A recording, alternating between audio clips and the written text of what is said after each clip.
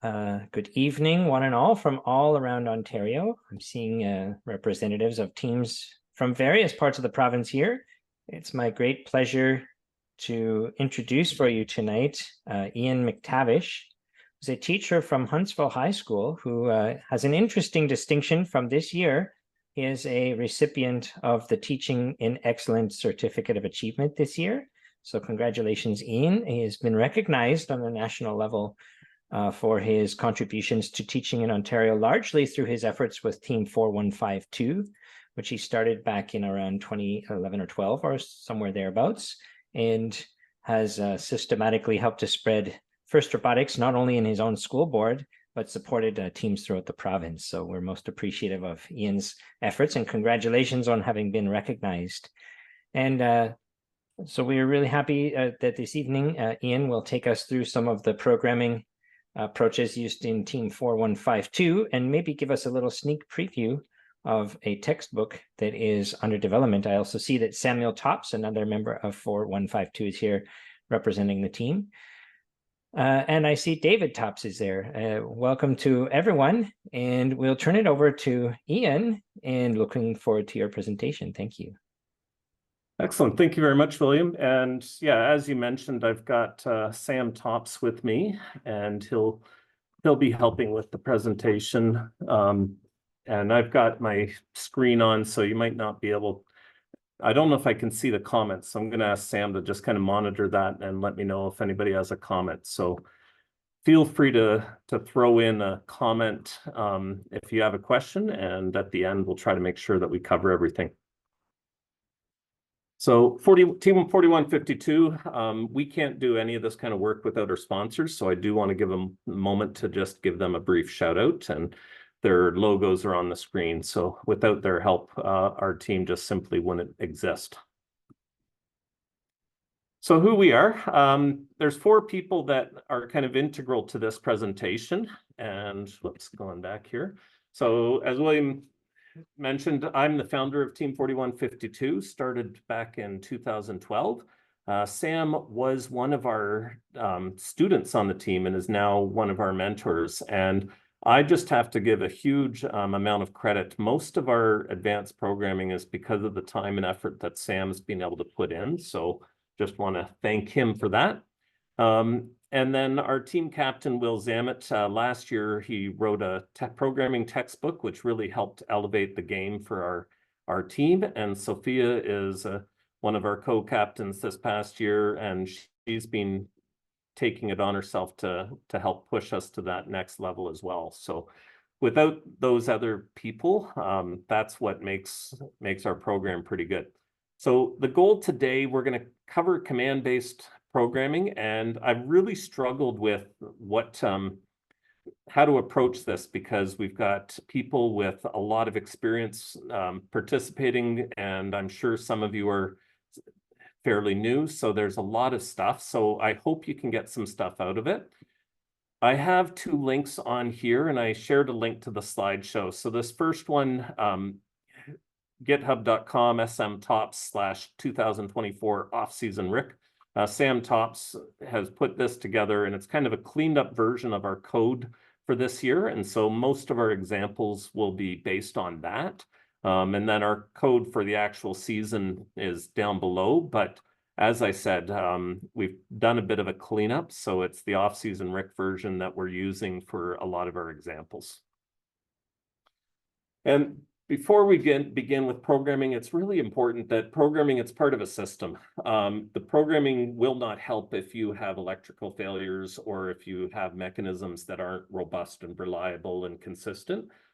So you have to make sure that you address all those areas to have an effective process. One of the things that we've really focused on in the last couple of years is try to get our robot built by week 4, and that gives us time to test and everything. Don't always succeed in that, but we have found that our most successful years, the robot's built early, allowing us to test the program and tune it. The last thing is we're really trying to emphasize is no hero programming.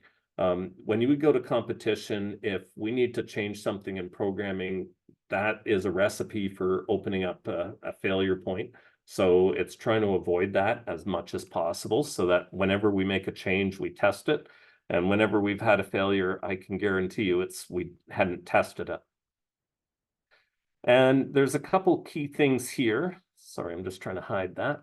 Number one, start with the basics. So if you are new to programming, all of our examples, we're using the Java programming language. And for new teams, that's what I highly recommend, simply because there are more resources available for Java than any of the other languages. And there's more teams that use Java than any of the other languages. The other thing is understanding object-oriented programming. So that is a concept that the command structure is based on. So if you don't understand object-oriented programming, it's really good to read up. And those two links provide great resources on that. The other one is the WPI library. So that's the basis for all of our programming with the robot, and the documentation is fantastic for it. So it's taking the time to read through it. And as I mentioned before, we're using a command-based system with our programming, and I'll explain why we do that and what some of the advantages are. So command-based programming it's structured very differently. So a lot of teams start with the time-based, and we did that at one point as well. And what I really like with the command-based is the way you can separate your information. It makes it a lot easier to break it down. So first off, there's your subsystems. So with command-based, anytime you have a group of motors, actuators, sensors that form a kind of a mechanical subsystem, like an intake, for example, then that is a piece of code, that's your subsystem, and that is the code that directly controls the motors and directly reads the values from the sensors. Then you have your commands, and your commands are very, if you think of them as the verbs, so pick up note, drive to goal. If it's kind of an action that you want the robot to do, then that makes a really good example for command. And those commands rely on using the different subsystems in there. So at the start of our season, the biggest thing is planning right off the bat. And that is a key aspect for what we do. So the first thing is that we break down kind of our idea of what our robot's going to be able to do based on subsystems. And this can be done fairly early on, even if you haven't finished your design. So for example, if there's a game piece, you need some way to intake or pick up that game piece, there's a subsystem. So you might not even know what that's going to look like, but you do know that it's going to be something that's going to be required, so that you have it. So this is our robot for this past year. So we have our intake, we have our drivetrain, we have our elevator. The Limelight camera is kind of a subsystem all by itself. We've got our trap mechanism, our shooter mechanism, and our climber mechanism. So each of those are their own subsystems, so they each have a file for the code for them. And the other thing that we do is we do a spreadsheet. This is a kind of a simplified version with only a few things, but basically what the subsystem is, what are we going to name the motor in code, and then what type of motor it is, and then the CAN ID. So for our motors, we try to stick to Krakens, Vortexes, and Falcons. Those are the three motors that we really, really want to be able to use on our robots going forward. In the past, we have used Neos and Neo 550s and all the way back to Sims and things like that. But the brushless motors, the amount of torque and speed and the ability on the CAN bus to be able to get information from the motors is so powerful that we want to stick to that format going forward. So the CAN ID, we got a question here. What's the... I'm just going to add on that. One of the reasons we've chosen these over the years is reliability. The Neos are great motors, but we've had electrical issues with stuff coming unplugged, and like we talked about earlier, trying to improve reliability all over the place. These newer motors where the wires are attached to the motor, we've had significantly less electrical issues since we've switched to just these motors. Yeah, and that's a key aspect. And for teams that are going, well, that's great, but they're expensive. We approached sponsors and said, this is what we're trying to do. We're trying to raise the quality of our program. We're looking at getting these motors. It's a lot easier to ask for money when you have a specific buy-in like that. So that really helped us in the last 2 years. The intake, I just want to highlight, that's kind of what most of my sample code is based off of, and it's because we're using a CTRE device, a Talon FX motor controller for a Falcon motor, and using a Rev SparkFlex motor controller for a Neo Vortex motor. And that's the combination of the two is why I picked the intake to focus on, because it gives you both types. And the Neo motor, that uses the Spark Max, it's very similar code, so it's not a huge difference. So starting off, your drivetrain is the most important part. We've used Swerve, and with Swerve, to me, there's 3 options. Option 1, you have something that is CTRE, so Kraken motors or Falcon motors. So everything is basically cross the road electronics. The other key option is Rev Robotics. They have their own Swerve, and if you're using all Rev motors and Rev encoders and things. And then the third option is what I call the Frankenstein, where you're mixing them. And all 3 are perfectly valid depending on your budget, your priorities, and things like that. We, this past 2 years, have used across the road electronics. So this year we've used Kraken and Falcon motors. Last year it was just Falcons. I know some teams that are in our school board that are using just the Rev system, and that's it. So with the across the road electronics, setting up the programming is really easy. This is the documentation for Phoenix tuner, and if you open up the Phoenix tuner, basically when you're connected to the robot, all of the different motors show up, and you use the Phoenix tuner to name the motors and stuff, and they have a little blink icon that you can click, and there's a little blink icon. If you click that, the motor will flash, and so you can easily identify which motor it is and then name them and make sure that you have the set ID for them, et cetera, et cetera. And then these are the step-by-step directions for using the Swerve tuner. So the Swerve tuner, basically they have like, you need to have these types of things. So Talon, CAN-coders, Pigeon. So if you have those types of motors and those types of encoders, and the Pigeon IMU, then you can do this. And you've got your wheel radius and your measurements and things like that. So there's specific things that you need to know. So for example, we use the West Coast products, no, we don't. We use, I got the wrong example picture. It was Swerve Drive Specialties. So we would change the module type and set up the correct ratio and everything. So, but once you do that, it is just a step-by-step tutorial, and literally I've had students brand new to this be able to get Swerve up and running in 30 minutes. So it works really, really effectively, really quickly.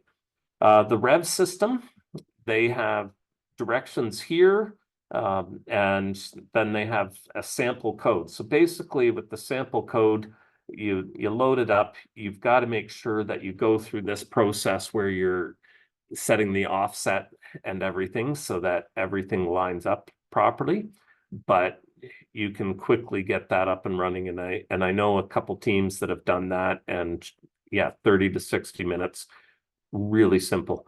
Option 3 is much more complex because you're mixing that, and there are some libraries out there. I would highly recommend, if you haven't gone to Swerve and are planning on it, then pick an ecosystem and stick with it. For us, the SDS with Kraken motors is the way to go. It's a more expensive option, but for us, it works really well.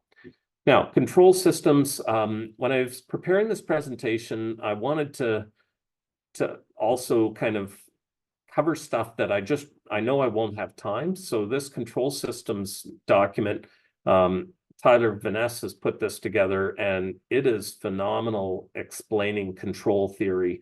Basically, with control theory, what you're thinking of is, okay, I have a motor and I know I can apply a voltage and it will turn at a certain rate, and I can use that information to control the system. So that's the basic premise, but he has basically created a textbook that I wouldn't be surprised to see in a university program. Really powerful. So with control systems, there's kind of three ideas to think about. And these links on here go to the WPI libraries examples and everything. So I highly recommend you read through these. The nice thing is that when you go through these, you actually have a little JavaScript program in here so that you can set different settings and you can see the result. But the basic idea is, if you have a flywheel, so you're trying to shoot a ball, for example, and if your wheel is spinning at a certain speed, then the ball will travel a certain distance. And that's the most simple starting point for control systems. And that allows you to kind of figure out how to tune that. A turret, basically, same idea. Instead of velocity, you're trying to go to a certain position. So you're trying to run the motor until it turns to a certain point and stops. So that's a little more complex. And then the final one is an arm mechanism, because now you're dealing with gravity. There's a lot more complications to it. But reading through these and just working through the little tutorials are a great way to kind of get an idea of what they are and how to do them. And just a quick summary. So PID control is kind of a very common thing that you'll often hear. And PID stands for proportional integral derivative. I think I misspelt that, unfortunately. And PID control is built into the WPI libraries, and it's built into almost every motor controller that you can find. And the basic premise is that, let's say you've got your flywheel. Well, the slower the motor is spinning, if it's far away from its set velocity, then it will accelerate as faster, and as it gets closer, it will slow down. Very basic concept to it, but it's tricky. Motion magic is something that CTRE builds into their motor controllers. So the Talon FX and Talon SRX have that built in. And basically the idea is that it controls the acceleration and deceleration. And you can also use it for velocity targets. So it allows you to kind of get a smooth motion profile to get where you want to go. Smart Motion is kind of Rev's version of that. There's some issues with Smart Motion, and there's a post that I linked to in here that does a really good job of explaining it. For now, I would stick with the trapezoidal motion profile from the SPI library if you're using a Spark Max or a Spark Flex. And I'm looking forward to seeing what Rev does, because they continually improve their products. So I suspect that will be something that will work better in the future. And I'm just going to quickly explain PID control. So here's the idea. So let's say you've got an elevator and you go, I want the elevator to go to this height. So that's your set point. So there's your position and time. And in a magical way, it would be amazing to just be at that height. But obviously your motor starts down here. It's got to get to there. So with PID control, the idea is you're proportional. Now, in this case, KP is your proportional. So it's a value that you're multiplying your voltage by. And if you're far away, it's supposed to speed. But you can see this elevator goes up, it totally overshoots, shoots back down, then goes back up, and it eventually oscillates to the point where it's fairly close. Now, the KP in this is way too high. You don't want that. You don't want the elevator to overshoot. That was our very first example as a team with PID control, and it was terrifying to watch this elevator go up and hit the ceiling and whip back down at full speed. So setting a very low value eliminates that. You don't have that oscillation. But in this situation, it takes a really long time, and it might not ever actually get to your set point.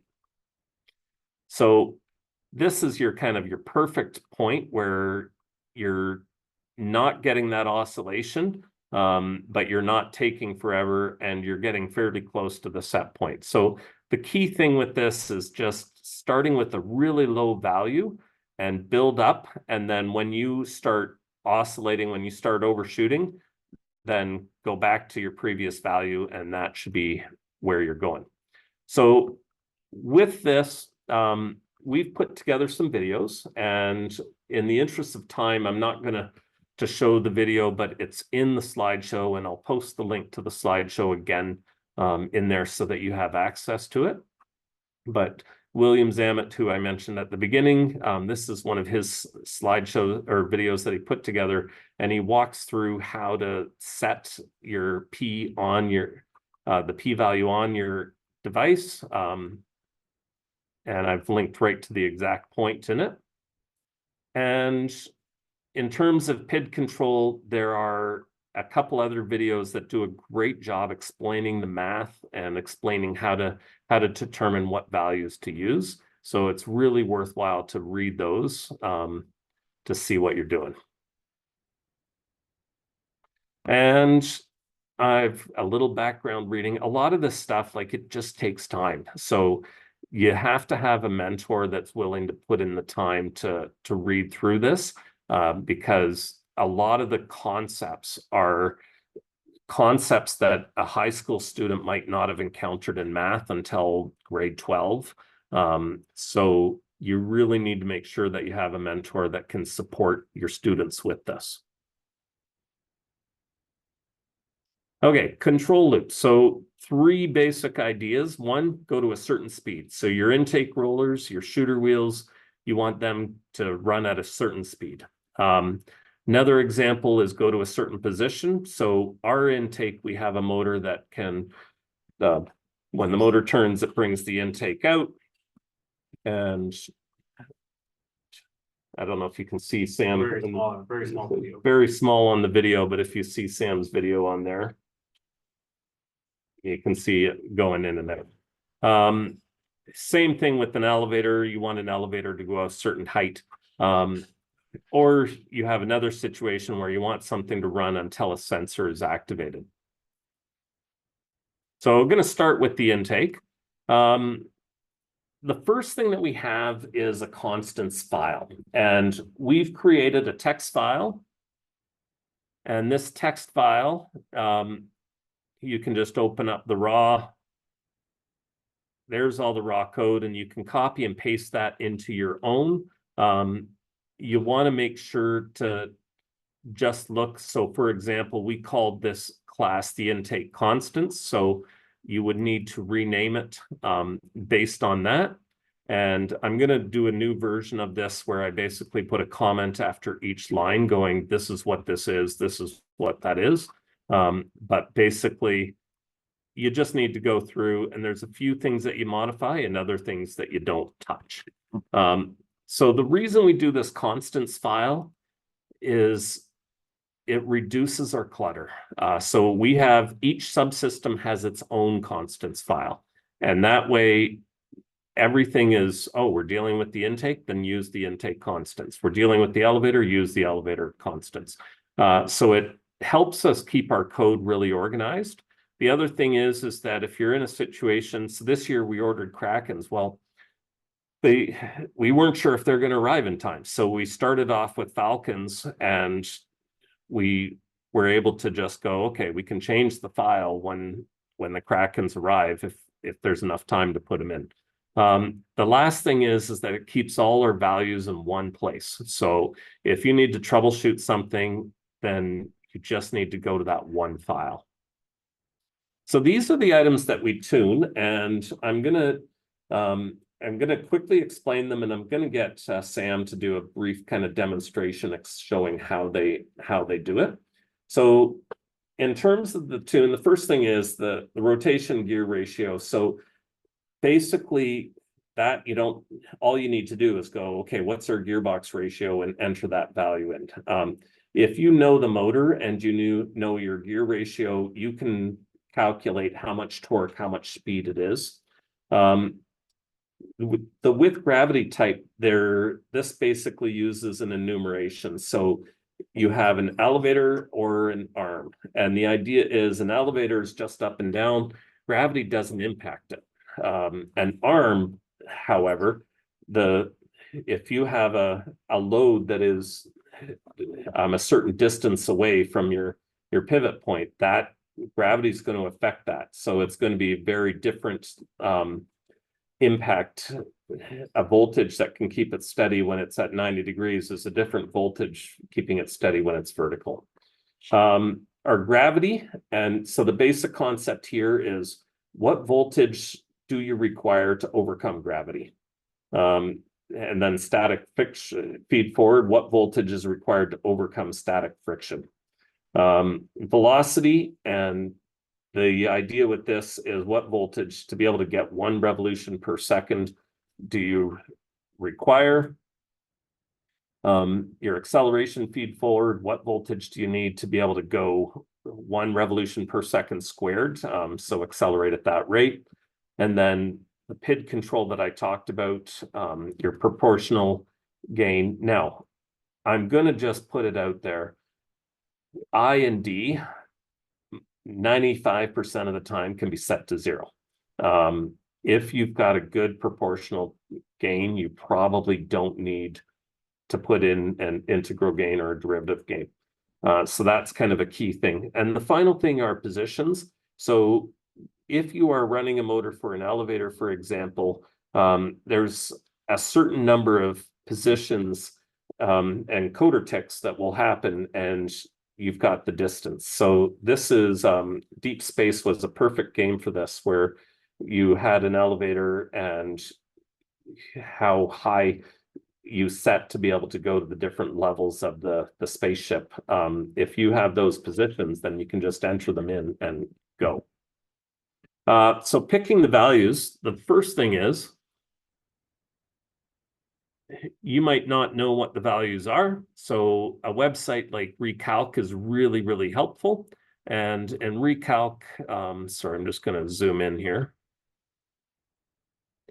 Basically, if you haven't used this calculator, I highly recommend it. Basically, you enter in what motor you're using, how many of them, what's your gear reduction, or if you're stepping up, and then what current limit you want to set on.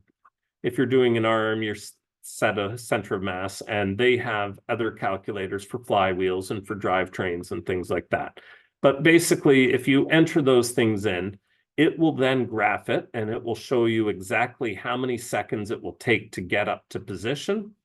And it gives you an estimate of what the gravity will be, what the velocity feed forward, what the acceleration is. So you have some ballparks, and you got to be careful to make sure you're dealing with the correct units.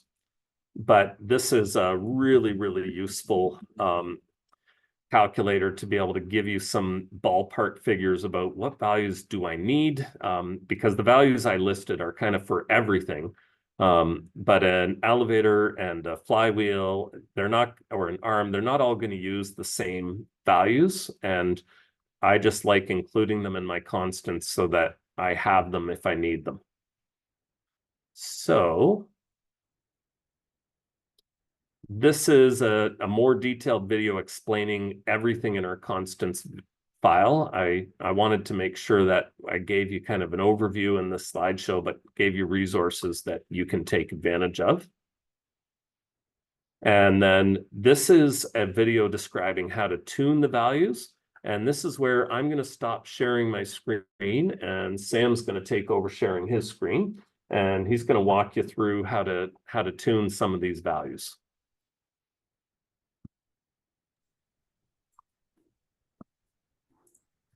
Okay, I'm gonna set up the screen sharing, so just give me a minute.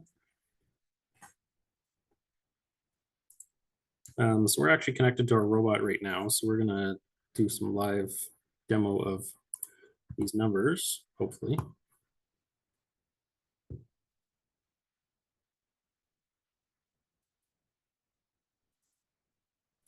You can see TunerX, hopefully. Yeah. So TunerX is CTRE software. So again, we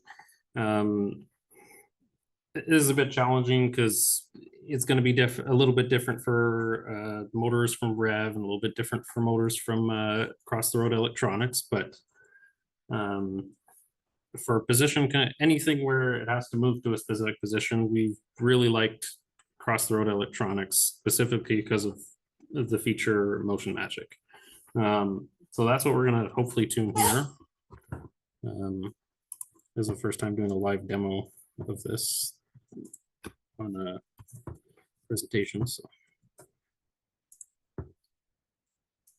Okay, so I'm connected to the robot right now, and I can see all the motors that are attached to the CAN bus on our robot. And specifically, it's all the motors that CTRE makes. That's CTRE software communicates with CTRE's motors and or CTRE devices. So I can't. I got to use different software if I was using Rev stuff. Anyway, right here we got intake rotation. This is already set on a robot. We have the CAN ID set and the name set and everything. So wow, my computer is really slow. Sorry, I'm just gonna close something here.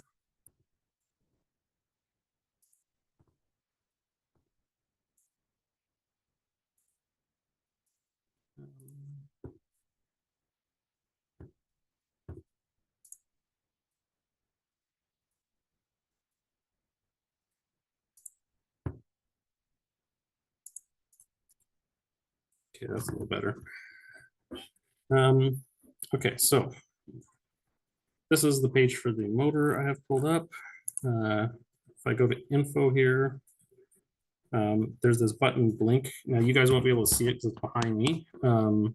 But when I do that, the motor actually made a little beeping sound. So if you can try to pinpoint where the sound came from, you can figure out which motor you're talking to.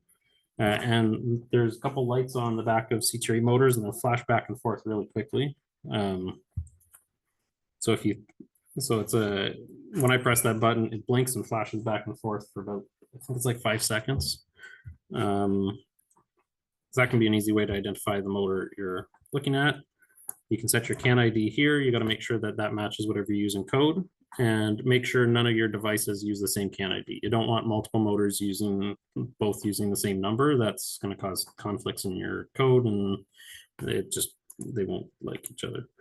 And then assigning a name, that's a really easy way to just keep track of what you're looking at. That way, when you're in this big file, you're not like, oh, what's CAN ID 22? Which motor is that again?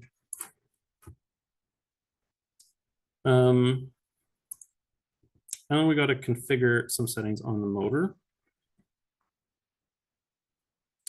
So you got 4 buttons here. First one is, our first one we're going to look at is this little circle here, refresh, reload, config. So if I press that, it's going to talk to the motor and all these different boxes here. If we've put a setting, if we put a number into the motor already, it's going to take that number and put it into the software so we can see what number we're using. Now in this case, what we're going to want is factory default. Hopefully these pop-ups. Okay, you can't see the pop-ups good.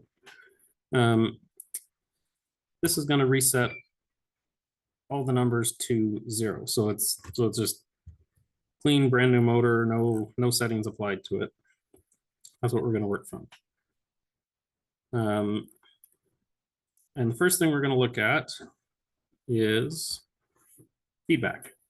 So this tab here, feedback, this is all about the sensor of the motor. And it's really helpful for this is to, especially for any kind of arm control, like our arm, it's rotational.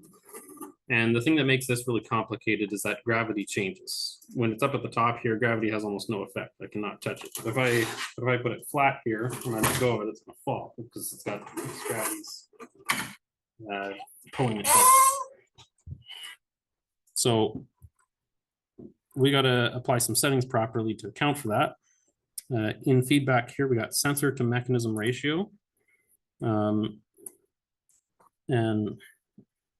you find the value we use in tuner constants for that? For the sensor to mechanism ratio? I know it's 45 point something. And that's the total gear ratio between the rotation of the motor and the actual output shaft, the very rotation point that this whole thing goes on.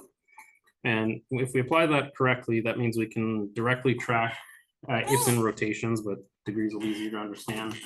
You can track every degree of motion that this intake's going on. It's not just some arbitrary. If you don't apply this setting, then it's going to go like 5,000 rotations or something. You'll just to put the intake out, and you don't have any correlation of like, I just moved it half a rotation. Well, that might be 6,000 rotations on the motor, and that's really hard for you to understand, because you can't quickly take half a rotation and divide it by 45.37 whatever. So applying these settings means the numbers you get are going to directly match how many rotations your output is doing. Oh, I have it there. I'm just getting the number we use because we calculated it. So the number includes all the gearbox stages, and we also have a slight gear ratio on the chain right to this output. 45.7143. 7143. So 45.7143. That's the gear ratio between the motor and the actual mechanism that we on our robot. There's a whole bunch of physics behind choosing that number. I'm not going to get into that right now. And then this button right here, apply unflash configs. If we press that, it's going to take that setting I just applied and it's going to put it towards motor. And now we have this tab here called plot, and we're going to actually see what that did in a second here. How do I get rid of the pictures of everyone, Ian? Because it's in my way constantly. There's some minimize. Oh, there we go. So I'm going to type position here. These are all the different sensor values we can get from the motor.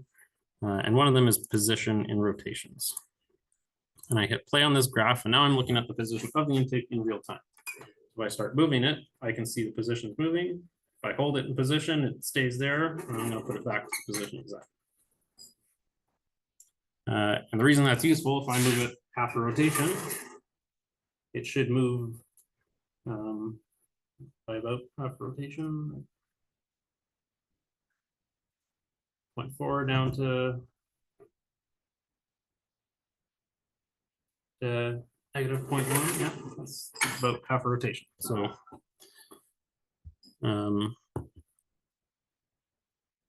so we can see the gear ratio we set did that properly. Next thing, we're going to actually tune a value. Ian, can you pull up the slideshow just so I have a list of the different values we need to tune, so one at a time? Let's go back. Okay. Good now, gravity type. So there's different types. You can leave if you have a mechanism that doesn't have to react against gravity at all. If you look at like a swerve module or a turret, or I don't really have a good mechanism on our robot to show you, but a mechanism where it's just moving in and out, and gravity has zero effect on it at all. You can leave it at whichever number you want, and as long as you leave kg, that value right there, kg, if you leave that at 0, it won't do anything. But On our robot, we have an elevator that goes up. So it has to react against gravity. So that means when it goes up, it needs more power to go up than it does when it needs to go down. And same thing with the intake. The intake in certain positions requires more power to keep it up, and in certain positions requires no power to keep it up. So if we set the mech gravity type to arm, that lets us, that actually uses the sensor, the values on the sensor to figure out how exactly how much power it needs to overcome gravity at that specific moment. We're getting into really some really complex stuff here, so we're trying to, it's complex, but like we're trying to give you an introduction here too. So sorry if it's sorry if this is your first time looking at it. It's really confusing. I'm just going to jump in there. If it is your first time, we do have a video in the slideshow that walks you through it.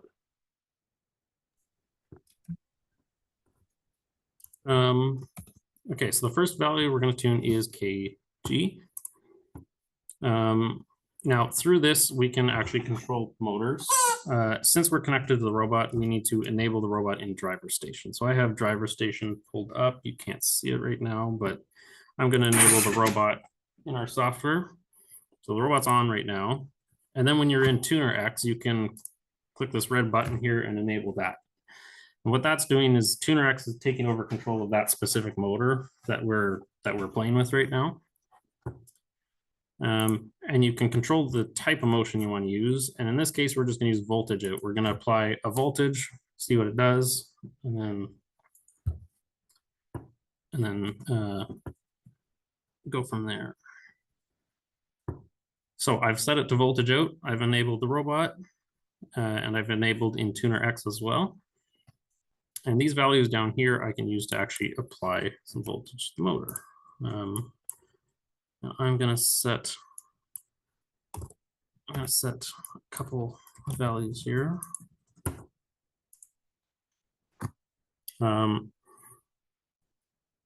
So if I right now the output is 0, so that means I'm applying no voltage, 0 voltage to the motor.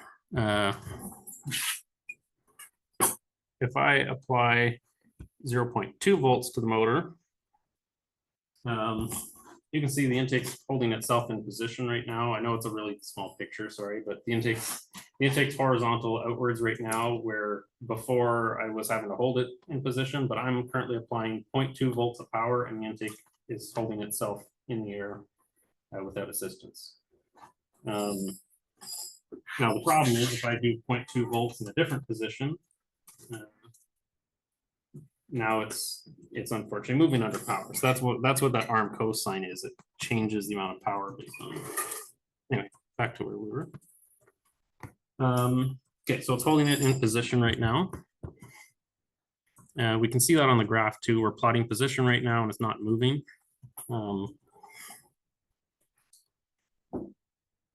And basically our goal right now, tuning kg, is to find the minimum value that keeps, there's different ways to do it. So I think it's written a little different in the presentation, but it's the same thing.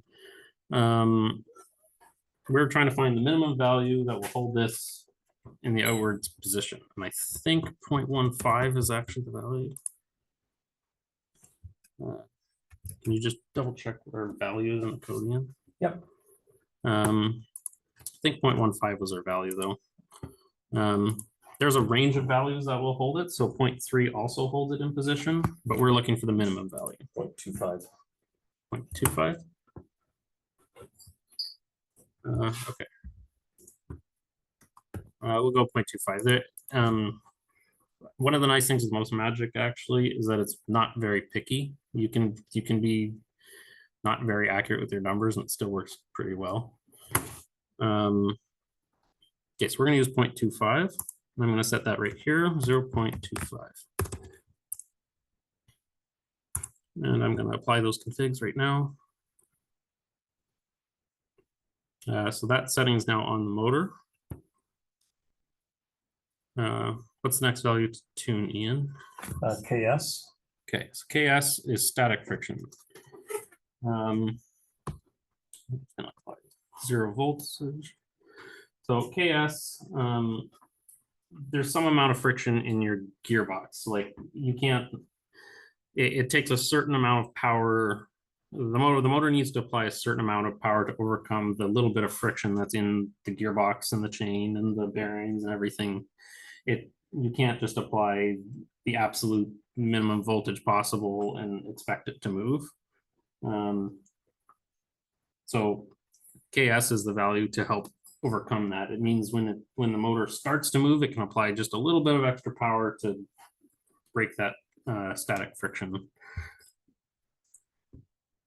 So in my case, in our case, how we tune it, we put our mechanism in the vertical position. And then we're going to apply voltage right until we find the minimum voltage that causes it to move. Just so I know, what's the value we used in? KS was 0.15. Okay, that's where that number came from. If I start at point, I'm going to apply 0.05 volts to the motor.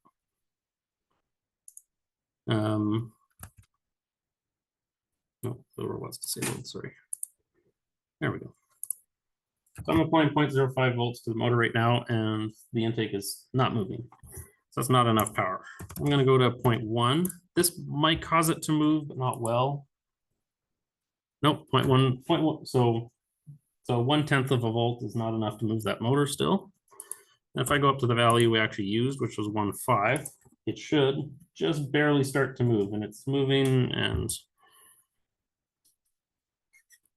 yeah, so 0.15 is a good value that we found for that. And that represents KS. So that's the amount of voltage required to overcome friction in the system. Next value is KV. KV's gets trickier. Instead of position now, we're going to plot velocity. So that's the speed that it's moving at.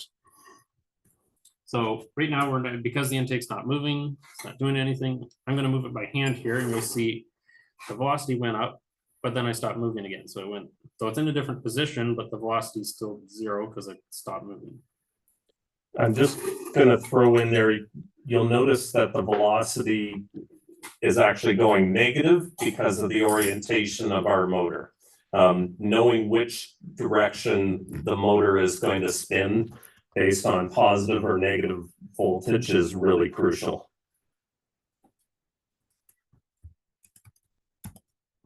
So in this case, I'm actually going to apply negative voltage this time. And it's just because of the direction. I'm going the opposite direction as the test I just showed previously.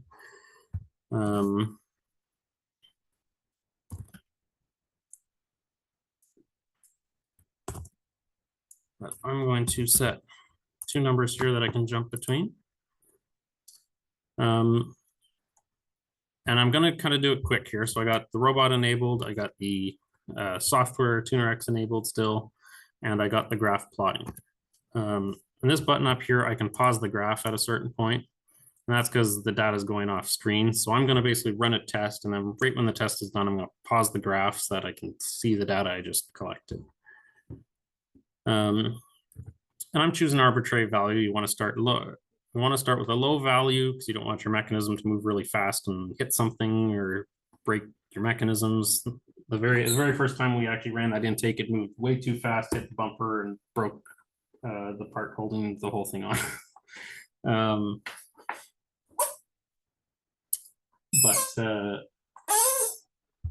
So yeah, start with a low number, be safe. So in this case, I'm going to apply -1 volts. And I know it's a really small screen, but you'll see the intake move behind me. So it's starting to move. And I'm going to pause the graph and then stop the motor.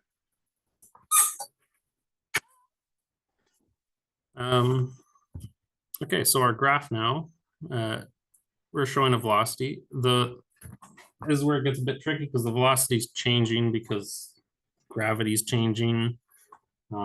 So we kind of just got to pick a number here. I'm going to pick 0.184. I'm just going to jump in there for the physics teachers here. Gravity is not changing, it's the impact of gravity. Hey, I'm a machinist, okay?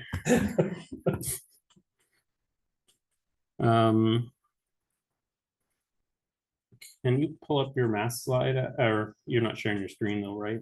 No. I'll share. Yeah, we got a math slide about this actually, so you have to stop sharing your screen. Yeah, lovely.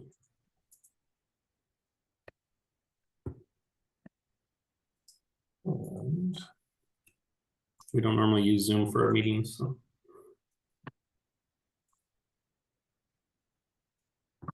A few slides. Yeah. And again, all the stuff that Sam is going over, we do have videos explaining that. So I know we're covering this really quickly.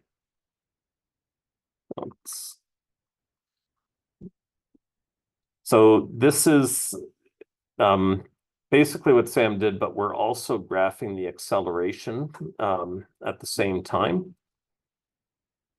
And so this was the thing, is that the acceleration reached zero, which Sam can show on his screen, but that was the voltage when it stopped accelerating. So we just need, because we're applying -1 volt, then we're dividing by that. So that gives us a kV value of 4.57. So kV represents the amount of voltage you apply per revolution per second you want the mechanism to move. So the idea is whatever number you get, the software basically say, I want to move at 2000 RPM, and it's going to multiply 2000, or sorry, I guess it'd be, okay, 100 revolutions per second. So it's going to multiply that by your kV value, and that will tell it how much voltage it needs to move, to rotate the mechanism at that speed. Same. Sorry, hang on. I'm just going to jump in here, just in the interest of time, because I want to make sure that, so I'm just going to speed up a bit of stuff. Okay, so the other key one is acceleration as well. And it's the same process basically. But what we're looking at here is, when we're applying 1 volt, what the acceleration was, and then doing the math to work this out. Now, acceleration is kind of it's one of those things where if you're only applying a small voltage, you're not going to have as accurate values. So it is something with safety, start with really small and kind of work your way up till you're comfortable. But that way you can find a better value if you're using like -2 volts or something like that. And we've covered static and yeah, and the last thing I just want to with getting those values, that I'm going to emphasize this again, is start with really low values. Be methodical. If you've got an elevator or an arm, you don't want it swinging and hurting somebody. So take it really slow and then build up to a speed. I'm going to move on to the next stage. We're running out of time and I want to try to cover as much as possible. So in terms of our code, this is our intake subsystem. And this is called a UML class diagram, but it's a great way to kind of represent what is in a code file. So the name of the class is intake, and this box represents all of the variables. So we have our motors, what type of motors they are, and our other key variables. And then these are the functions that you can see. So with our intake, you can see we have a constructor that's got the same name as the intake. We have a periodic. If you have done command-based, That's part of the standard subsystem. But then we've got our separate functions that we've created that do it. So I'm going to go over this very, very fast. But all of our code you can access, you can read through it. So this is the intake class. There's our rotation motor, our roller motor. And again, we're using our intake constants to store all of the values so that if we change something, we just change it in one file. Our magic motion voltage request, initially we're setting it to 0, so it's not going to run at all. And then we have the pose 3D, and I'll explain that in a moment. So in our constructor, so in object-oriented programming, when you have a constructor, this is the code that runs when the object is created at the very beginning. So when the intake is created, it's called in robot container, that creates the instance, and it runs configure the motors. So configure the rotation motor, configure the roller motor. And then there is the periodic. So the periodic is constantly kind of running in the background. And all we're doing in our periodic is we do something that's called logging. And so what we're doing is we're creating a new pose that's basically logging where our intake is at that point in time, just so that we can troubleshoot it. If something goes wrong, we can troubleshoot it. Sam. I would not that post tracking. I would not recommend doing that until you're pretty confident with what you're doing. That's just a advanced debugging thing that we use at this point. Yeah, and I'm just going to say right off the bat, like, you could comment out that line or not include that line and everything will run properly. This is just for logging for us. So configuring the rotation motor. So if you have a Kraken or a Falcon, these are the configurations that we set, and all of those things that Sam was setting in the Phoenix tuner, that's how we set it. And the nice thing with the Phoenix tuner is that we can then upload those and we're good to go. So it's using that slot. Couple things that I want to mention is that we always set amp current limits. There it is right there. Basically, if you don't set a current limit and your motor stalls, then it will release the magic smoke. So that's something we do for every single motor, every single time. Since we started setting current limits, we've never broken a single motor. And we broke quite a few before. So, and then here's our rev motors. So with the rev motor, very similar concepts. There's how to set the current limit, if you're inverting it, stuff like that.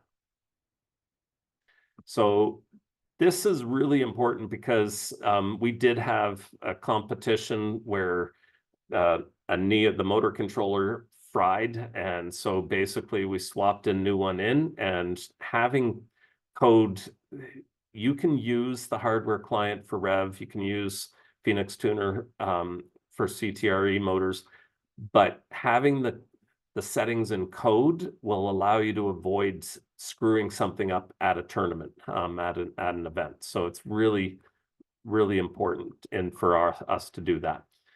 So this is the meat and potatoes. So for the intake subsystem, we have a series of functions. So here, set it to this position. And what we're doing is we're using the motion magic. So we're setting a request, set it to this position using those settings. That's it. And so when this function is run, it goes to that position. Set roller speed, and it's just setting the speed and there. And stopping will simply set the voltage to 0. And we had one other function to simply go, is it at position? And that returns a true or false based on the position. And really important, you'll notice that we're doing some math. We basically have a little fudge factor because you never want to be in a situation where you go, is it at 0.34 or whatever? Because if it goes from 0.33 to 3.5, it's never going to reach that. So you always want to have a range that you're checking to determine that. Now, that's the subsystem. The command, so here's a command, so intake ground. So intake ground is simply, as we're driving, if we press a button, it's going to intake, the intake's going to come out, the rollers are going to start, and it's going to suck up the note. And that's basically it. So the code here is that it is a command, so it's extending the command function. We're using the intake. We pass it the intake in the robot container, and I'll see that in a moment. And so this and the sample code for commands and subsystems goes over all of this. So it's pretty self-explanatory based on the sample code that you'll see. In the initialize, this is where it uses stuff. We've got the pipeline index. We're not using that in this particular command, but we do use limelight cameras for other commands. And here it's basically set the position and inner constants. What Sam was doing with moving the intake manually and stuff, we just basically like, okay, this position seems to be perfect. So we just record that position and that's it. So when it starts, all it does is goes, okay, set it to the floor position, set the roller to this speed, and that's all that happens. We don't even need anything in the execute because when the command is called, it just sets those positions and sets the speed, and those things happen. And then when the command is over, it just sets it to the stowed position and sets it to 0 for there. So in the robot container, we just simply go, okay, the driver controller, that's our Xbox controller for the driver. When they press the right button, so while that is true, create a new intake ground using the intake. And that's all it is. So that makes it really, really simple. We have, if you look through our sample code, we've got other intake commands. So intake amp, we use our intake on occasion to score in the amp. The intake down climb, this is when we're climbing. We actually use the intake to help counterbalance our robot. So that is used. And then the ground align, it's basically as the driver's going, it's going to kind of track use the camera to track the note and line it up, allowing us to get there a lot easier. I'm going to go over just a few last things and then open it up for questions. So multi-subsystem commands. So in this example, so when we shoot, if you'll notice in some of our matches, we would have our robot right up against the thing. And so what would happen is our shooter is at a set angle, so we couldn't shoot at that level. So our elevator would pop up, and then basically we would shoot and it would ricochet off the elevator and go up into that. And we thought that was possible. And after a few tests, we got it working really consistently, except for our final match and playoffs at provincials, which cost us going to finals, but hey. And so this uses multiple systems. So it uses the shooter, it uses the intake, it uses the elevator. So this is how we can combine those different subsystems into one command. And we have a couple other variables here. So we've got some Boolean values to kind of keep track of, have we finished this? Have we locked into our timestamp? What's the current shooting time and stuff. So in the constructor, it's just basically we need to take each of those items and assign them, and we need to require them. And in the initialize, for our shooter, we're just going to set our speed. So we've got a default speed for shooting at that particular thing. Our spin factor allows us to set a spin for the note. And in this case, we don't want that. The intake, we want it to get to the shoot position. The elevator, we want to get it to the shoot deflect position. And then we set our defaults for our timestamp and are finished. And then in the intake, we have a couple logging things that are just to track what's actually happening. but all it is an if statement. So if the shooter's at speed and the elevator is at position and the intake is at the correct position, then what we want to do is set the roller speed to this and set a timestamp. And then down here, if we've passed our amount of time, then we set finished and the command is done. So in the ending, we just stop all the motors, put everything back where we want it, and we set finish to false, because if we run this command again, we want to make sure that it actually runs again. And then the int is finished. We're just simply checking what's the value of that Boolean. That's what we're returning, and that will trigger whether to end the command or not. Now, there are other ways to do it. One of these ways is command groups. So our trap sequence, our team's pretty proud of our trap system. We scored pretty consistently in the trap, which not many teams were able to do. But this is the command group. So the command itself is actually a sequence of other commands. And so basically with the trap sequence, again, we're using the elevator, the intake, the shooter, and the trap mechanism. And what we're doing is we're going, okay, this is sequential. So what we want to do is we want to start by setting the elevator into the right position, then getting the trap into the right position, then put the intake down, get the elevator into the next position, and deposit the trap note, which runs the elevator and the trap mechanism. Then the intake climbs up, and then the elevator goes into its stored position. So each of these commands, it will just one after the other run them. There are other types of commands. So it's really important to read the documentation because you can combine them. And I'm going to show one or two more examples. So the align amp, for example, just go to the code here. So in the align amp, basically this is a sequential command group. So, and what we're doing here is that we are picking, we're using poses based on if we're red or blue. And in the sequence, what we're going to do is we're going to go, okay, we're going to add a conditional command. So if we're red or blue, we want to do a certain thing based on which alliance color we are. And then a parallel race group. And the idea with the parallel race group is that we're adding multiple commands, but when one of them ends, it will end all of them. So in this particular case, we have this instant command that controls our drivetrain, and then we have a wait command that waits for 0.3 seconds. And so when the wait command is done, that will stop all of this, and then it moves on to our amp sequence.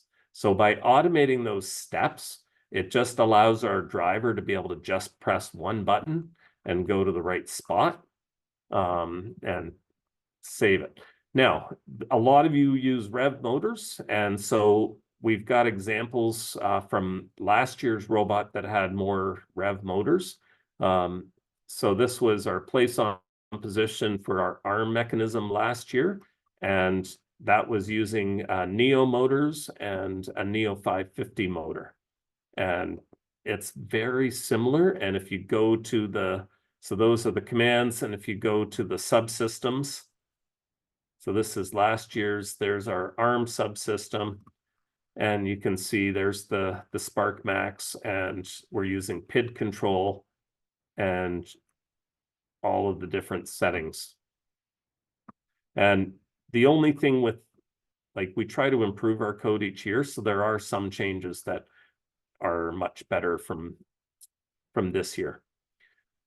Last thing is additional libraries. So if you saw, we were able to achieve a 5-note auto, and we did that using Path Planner, which is basically you kind of draw on the screen. We want a robot to go to this point, to this point. I've got links for each of these, and it's the key thing is take the time to read the documentation and take the time to practice. And that's the key thing. It's the summer right now. You've got 4 to 6 months before we're into the thick of things, so take the time to actually practice. We use limelight cameras for a lot of our vision. We have used web cameras as well, but the limelights are phenomenal. That is a game changer for us. I didn't mention on here, we do also have a Google Coral, but the limelight by itself is an incredibly powerful sensor. Elastic is, like, if you're using the driver station, Elastic is another type of screen so that you can see, instead of smart dashboard, you can see different values. So it's powerful for troubleshooting, and Elastic just gives you a lot of control over what you're seeing on the screen. Sam, go for it.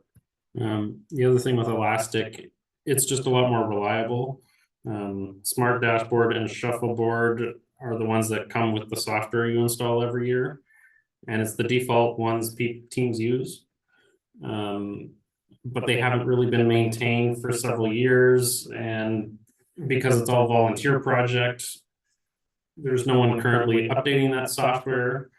And Elastic is kind of the up and coming thing. A student from another team developed that software, and it's just a lot more reliable. And I just want to emphasize the libraries, I've kind of put them in order that I would start learning them. And I would actually, the limelight is fantastic. With Path Planner, if you're setting from a set known location, you don't need the limelight. Photon Vision, basically it's a software like the limelight software, but you can actually install it on a limelight, and there's some real advantages to it. Advantage Kit, this is what we're talking about with logging and everything, and that would be actually low on my priority list in terms of things. And Choreo is basically like Path Planner. It's got some things that are really useful for it, but I would start with Path Planner. You're going to get more bang for your buck starting with that, and then advancing to Choreo when you're ready to. And finally, here's our textbook. It's a work in progress. So there's going to be quite a few changes between now and the end. But we're going to post I would look for this in October, November. We're going to hopefully be posting our new version here, and hopefully that will be of use to your team. It's basically when you use any of our resources, what we do is we have a Google form where we ask you to just put your team number.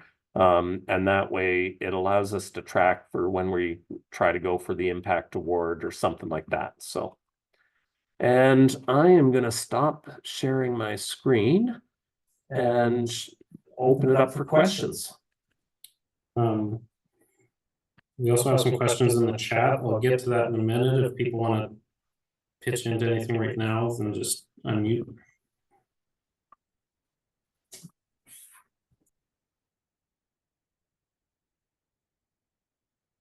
Okay, for the constants, you were setting, are they approximated using recalc? Basically, I'm going to turn it over to Sam. Yeah, so we didn't use recalc for that this year. We just learned how to tune stuff. That being said, the numbers recalc gave us are incredibly close to the numbers we got. So, and they're close enough, you could probably just use those and you'd be fine. And Musem, is that how I pronounce that? Absolutely, you can contact me. That is how I pronounce my name. Perfect.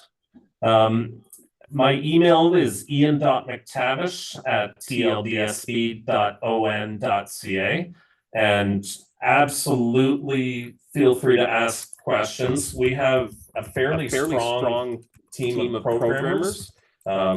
So if I can't answer it, then I'll get you in contact with one of our team members. During the summer, I just want to emphasize I'm away camping for a bit, and my wife's flower farm takes up a fair bit of my time. So please, if you don't hear from me right away in the summer, that's why, but just send me a new message if you don't hear back from me right away. Sam has also posted his email address, smtops@gmail.com. Quite frankly, Sam is a legend. If any part of programming or tech or designing or mechanical, Sam can do it all. So he's a great person to ask questions for.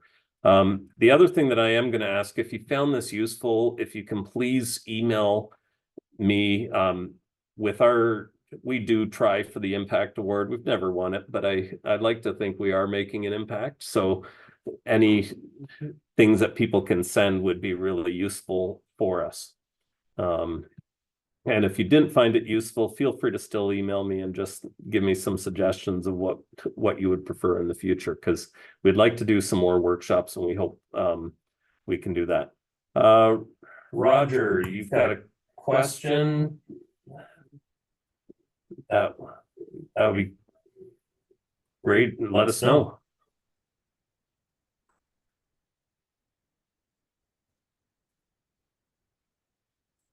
So Bill, yes, we did use elastic this past season.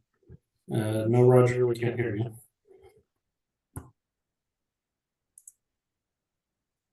You are unmuted.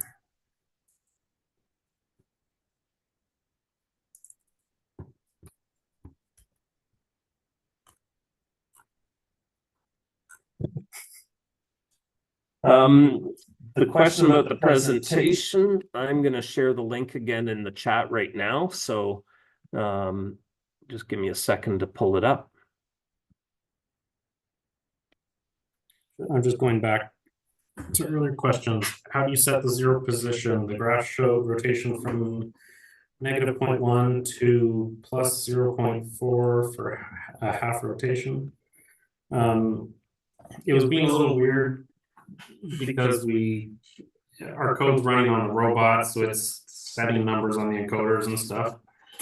I'll just turn my video on. So our mechanisms, we want the zero position to be horizontal straight out, and I think you can do it the other way, but ideally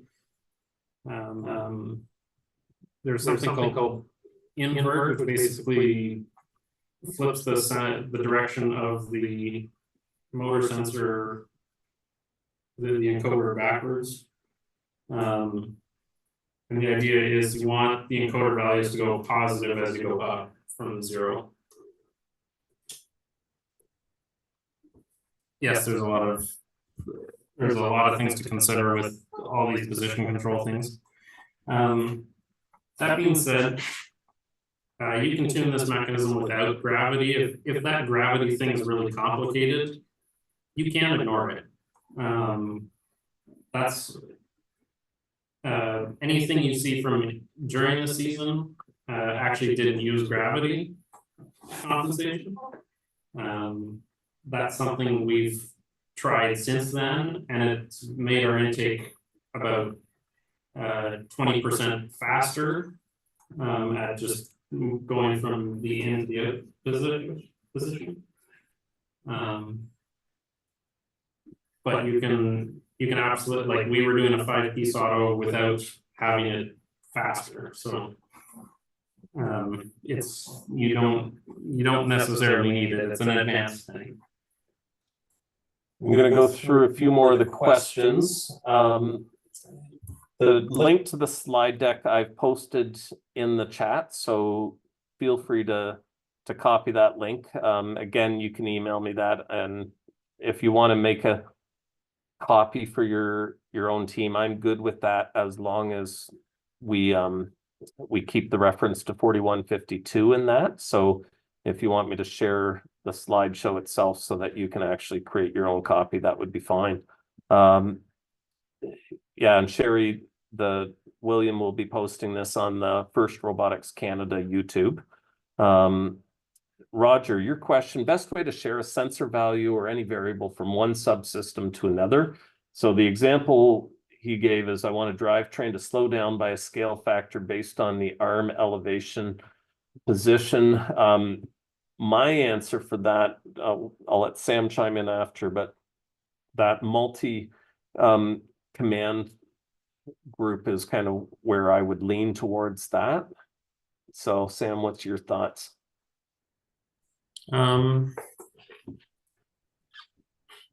Yeah, I'd have to play around a bit, but yeah, I know what you're talking about, because you want to make the robot less tippy when you have all your weight up high. I think there's a better way to do it than a sensor group, but I'm not sure right away.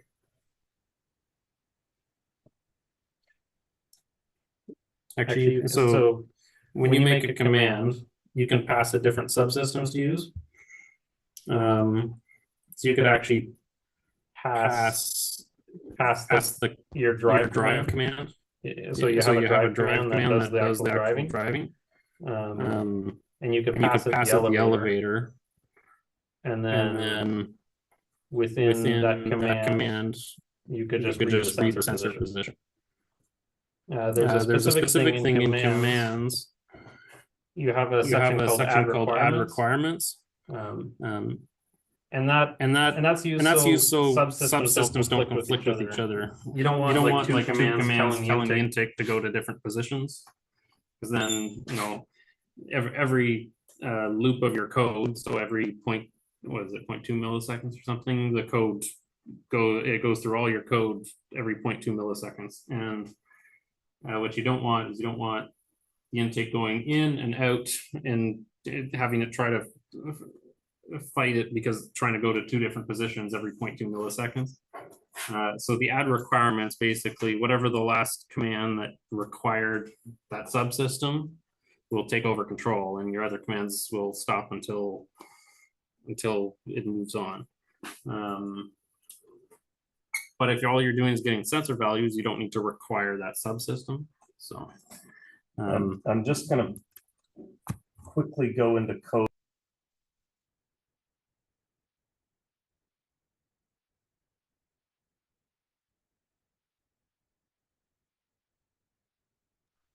Sorry. So this is our robot container. So this is basically, in command-based robot container is where we assign all of our controls. So there's our Xbox controller, our different subsystems, and then down here we've got when you're pressing a button, you're doing this and stuff like that. So this is what Sam is kind of referring to, is that with your command, instead of just taking the drivetrain, you take your different subsystems as well. And then in the command itself, and so this is our shoot pose. So it's a shoot command and it's shoot pose. So this particular one is adding requirements. And as Sam was saying, there's different, like a requirement means that it requires it. It has to have it. Whereas other ones, we can just kind of read the values and stuff. But in here, I can set the different values and I can use the shooter and the intake at the same time and everything. And I can get values based on those things. So Roger, if you have some sample code, like Sam and I would be more than happy to help you with that. Roger's one of our grandchildren teams, so I don't want to commit to too much, but we'll definitely happy to help kind of code something like that.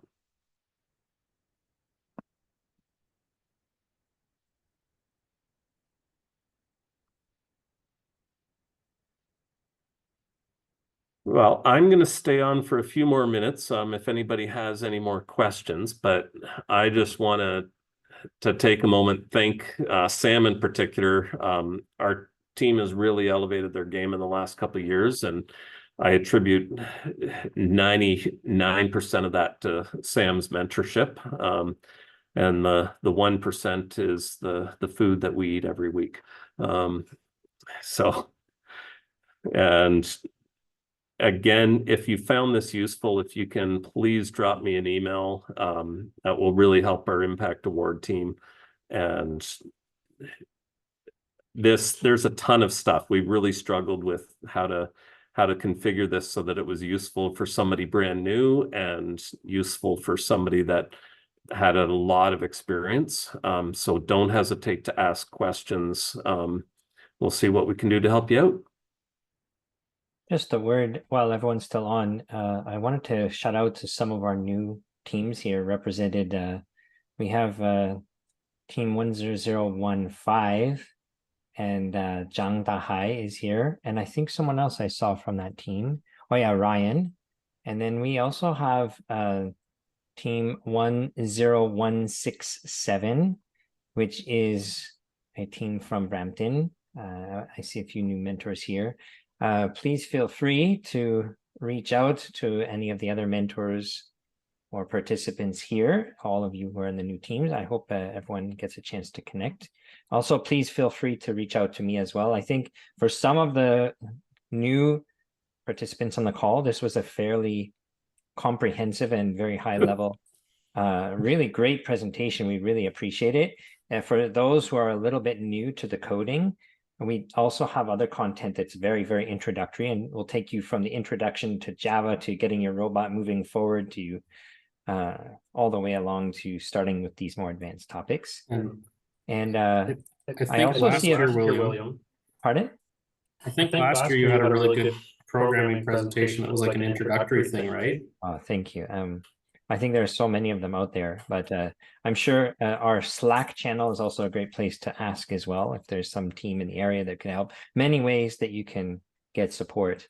I also noticed there's a few people or mentors representing team 6632, and would be really happy to meet you, as I know that 6632 is a team undergoing a little bit of change of mentorship. So please feel free to reach out by email or by phone. And I'd be happy to consult with your team about your plans for next year.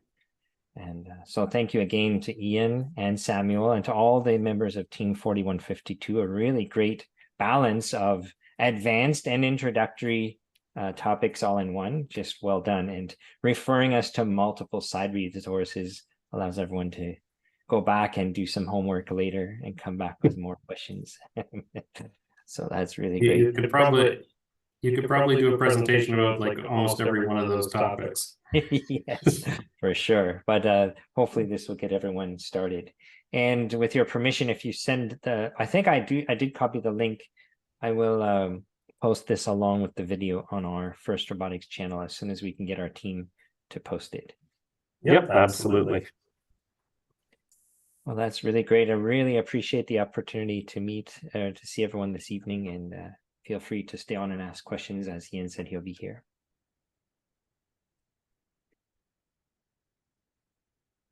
All right, and thanks again, William. Really appreciate.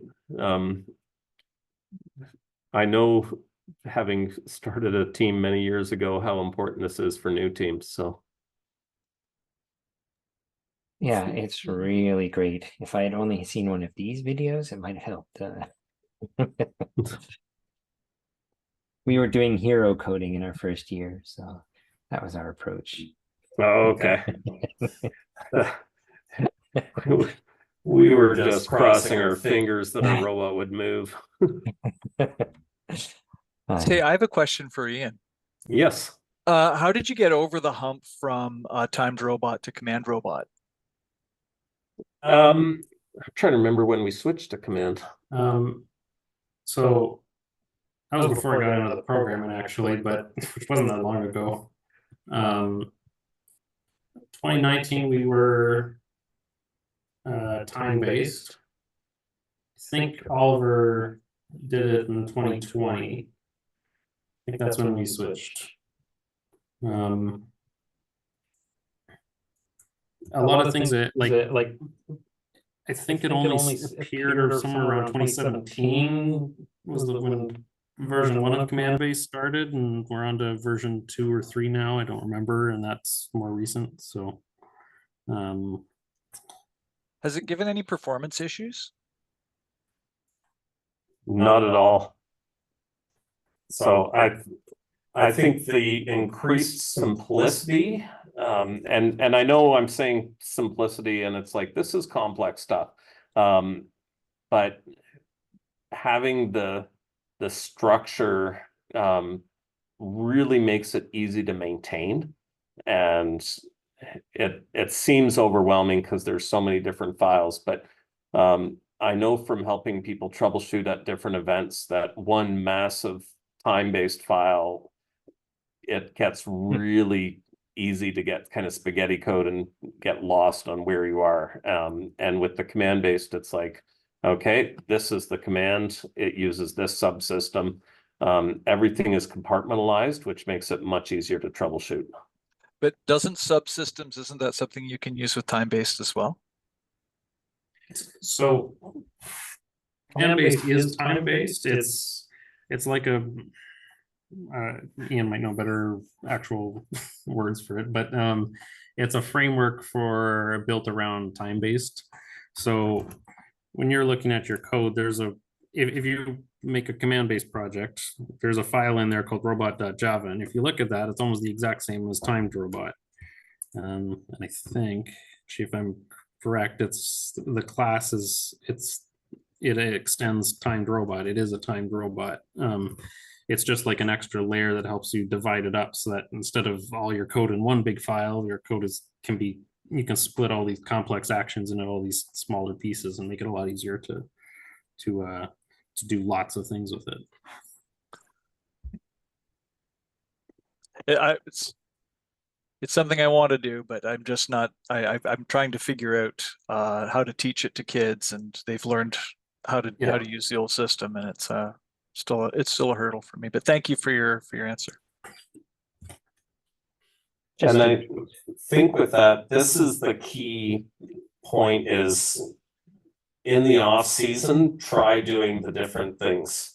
And if you want to go back to time-based, by all means, but now's the time to experiment and see the different advantages. An easy way to start with getting into command-based is, okay, so you got to do your research, read up the WPI documentation, but then you want to take last year's robot, program it in command-based, and start with the simplest subsystem. Start with the drivetrain because you need your drivetrain, and then when you're done with the drivetrain, move on to your simplest mechanism you have on your robot, figure out how to get that working, make a subsystem for it, make a command to run it.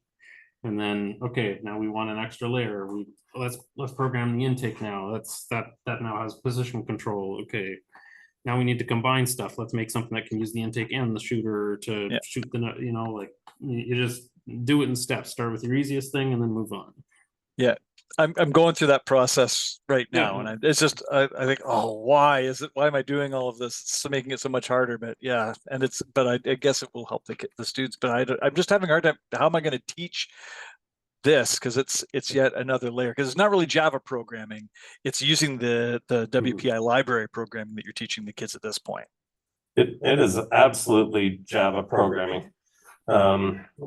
It is object-oriented programming, which is built right into Java. But the command-based thing, I think, because it's built around like libraries. Yeah, the only reason I say that is because I've seen, like, after having people who know how to program Java, they still have to learn all the WPI library stuff. Mm-hmm.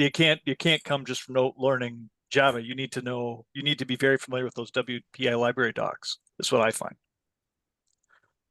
Absolutely. And the challenge with all of the robotics is the amount of time put in to get proficient and to master it. It's a bit, I don't have the right answer for you, because the way I learned it was I kind of brute forced my Java learning by trying to program one of our old robots. So it was just, it's like what I was saying, starting with the simplest subsystem, and I did a bit of Java programming, but then I got kind of bored and then wanted to do stuff with the robot. So then I read like a whole lot of WPI documentation, and then and moved from there. So. In No, that sounds the right way to go. Yeah. in my classroom, we had some groups working on the timed robots and others working on command-based. And so I didn't really teach it, but I gave an example of the time robot, but an interested student had heard about the command-based, and that was one of her projects. Then she shared it with everyone, and we adopted that as our code. And so you don't have to feel the pressure to know every last little detail. Sometimes the students can go ahead in a certain area and then present it back to the class. And that frees up the teacher's time, because if you try to learn everything about an FRC robot as a teacher, I don't think you're going to sleep for the next 30 years. And some of the advanced features, like, okay, we talked about command groups, and there's some complex stuff going on there. When you want to get into some really fancy things, it's nice, but you don't need that to like start off for sure. I mean, our trap sequence is all sequential command group based, but you look back to 2022, we had one of the best traversal climbs in the country, we had one of the best traversal climbs in the country, and none of it was, we didn't have any command groups. There was no automation to it. It was all just driver. It was all basic commands, and the driver just learned to do it really well. We just brute forced the practice side of it instead. So Just in regards to that, there's always ways to spend money. Investing in a second or third Robo Rio this is one of those areas where it can be really useful. I have put together a little Robo Rio with a controller and stuff so that I can practice different things without having to take the big robot home, and it does make life a lot easier being able to do that.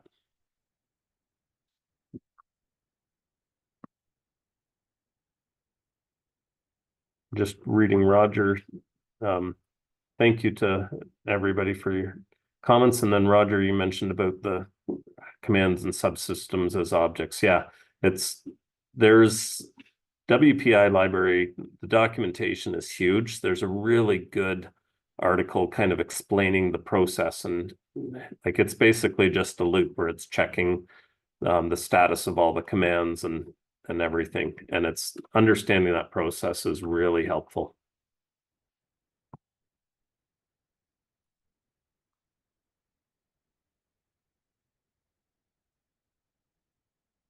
Cool. Well, it is summertime and it's 9:40 p.m. and I'm at the high school. So Thanks, Ian. Have a good night. Thanks, William. Thank you again to everyone, and looking forward to seeing everyone soon. Have a great night. So good to see everybody. Thank you very much. Okay, good night. You.